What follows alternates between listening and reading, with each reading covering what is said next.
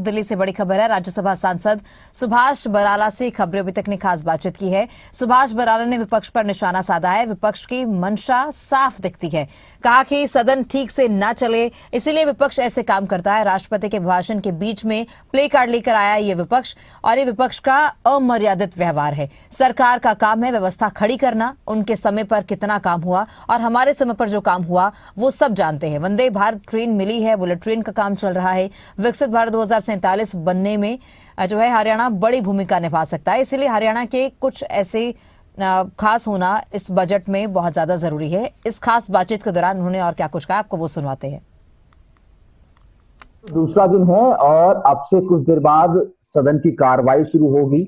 आज का दिन भी काफी महत्वपूर्ण है क्योंकि केंद्रीय वित्त मंत्री निर्मला सीतारमण आर्थिक सर्वे पेश करने जा रही हैं, पर विपक्ष भी अपनी पूरी तैयारी के साथ सदन पहुंचता हुआ नजर आ रहा है। हमारे साथ भाजपा राज्यसभा सांसद सुभाष बराला जी मौजूद हैं। सर, आज का दिन भी महत्वपूर्ण, आर्थिक सर्वे आप लोग पेश करेंगे। देश का खाका कितना खर्च हुआ, किस तरीके से खर्च हुआ, क्या कहेंगे सर?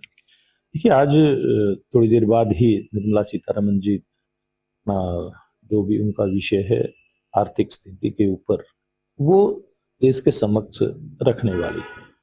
मैं समझता हूँ कि ये एक जो सामान्य प्रक्रिया है, ये उसका हिस्सा होता है और भविष्य में कैसे देश को तरक्की के रास्ते पर लेकर के जाना। 1 तारीख को उसके लिए बजट पेश भी होगा और मैं समझता हूँ इस बार देश तेज गति के साथ आगे बढ़े। इस प्रकार के जो भी देश को आगे लेकर के जाने वाले विषय हो सकते हैं, सब इस बजट के अंदर सम्मिलित करके बजट पेश किया जाएगा।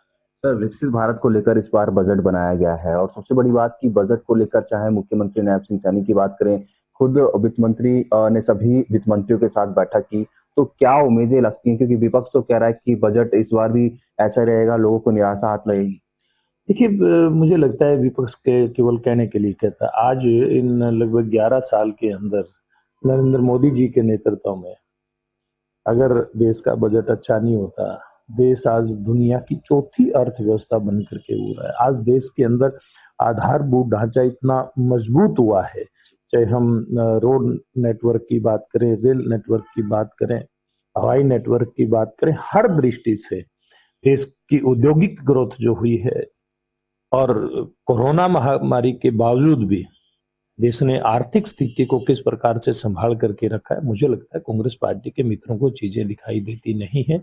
वो केवल सत्ता की जो लालसा है उसके अंदर अंधे होकर के उनको कुछ देश में जो अच्छा हो रहा है वो दिखाई नहीं दे रहा है, बौखलाए हुए हैं।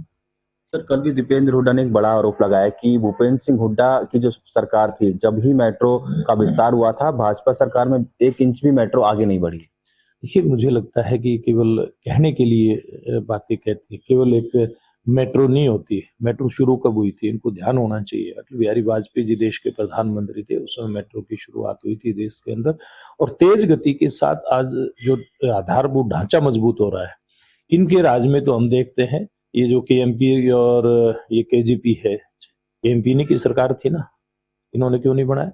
अभी अटल जी के समय की योजना थी, इनकी पूरी योजना 2 टेन्योर इनके चले गए थे। आज इतनी सड़कों के साथ हमारी सरकार ने जोड़ दिया, वो शायद इनको दिखाई नहीं देता है। सर, एक आखिरी सवाल, आप प्रदेश के सीनियर नेता हैं, निकाय चुनाव का भूगोल बच चुका है, 3 अलग-अलग जिलों में निकाय चुनाव है और महत्वपूर्ण चुनाव सर ये होता है। क्या कहेंगे सर, क्योंकि कांग्रेस भी तैयारी कर रही है, आप लोग भी अपनी तैयारी कर रहे हैं?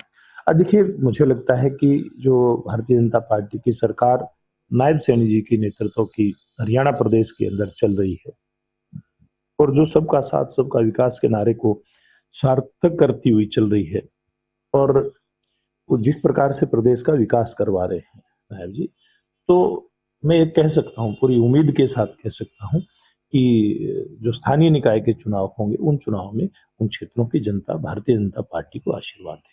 बहुत बहुत धन्यवाद सर, खबर अभी तक से बातचीत करने के लिए। तो ये थे भाजपा से राज्यसभा सांसद सुभाष बराला, जो कि तमाम मुद्दों को लेकर खबरें अभी तक से खास बातचीत कर रहे थे। राजा पटेल, दिल्ली, खबरें अभी तक।